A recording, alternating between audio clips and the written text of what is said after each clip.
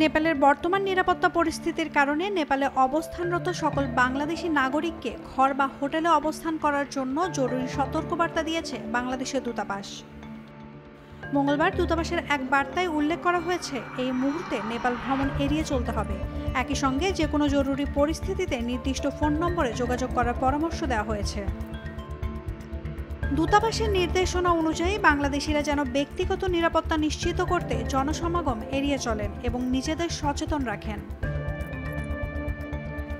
উল্লেখ্য, তরুণদের বিক্ষোভের মুখে পদত্যাগ করেছেন নেপালের প্রধানমন্ত্রী কেপি শর্মা আলী। নেপালের সচিবালয় থেকে এক বিবৃতিতে এ খবর নিশ্চিত করা হয়েছে। সামাজিক যোগাযোগ মাধ্যমের ওপর নিষেধাজ্ঞা ও দুর্নীতির বিরুদ্ধে প্রতিবাদ জানাতে গতকাল সোমবার থেকে নেপালে বিক্ষোভ অব্যাহত ছিল। এ সময় উত্তেজিত জনতা একাধিক প্রভাবশালী নেতার বাসভবনে হামলা ও ভাঙচুর চালায়। আক্রমণের শিকার হয় অলি ও সাবেক প্রধানমন্ত্রী শের বাহাদুর দেওবার বাসভবনও। রাজনৈতিক দলগুলোর কার্যালয়ও লক্ষ্যবস্তুতে পরিণত হয়। নাওমিন নাসরিন, ডেইলি সান।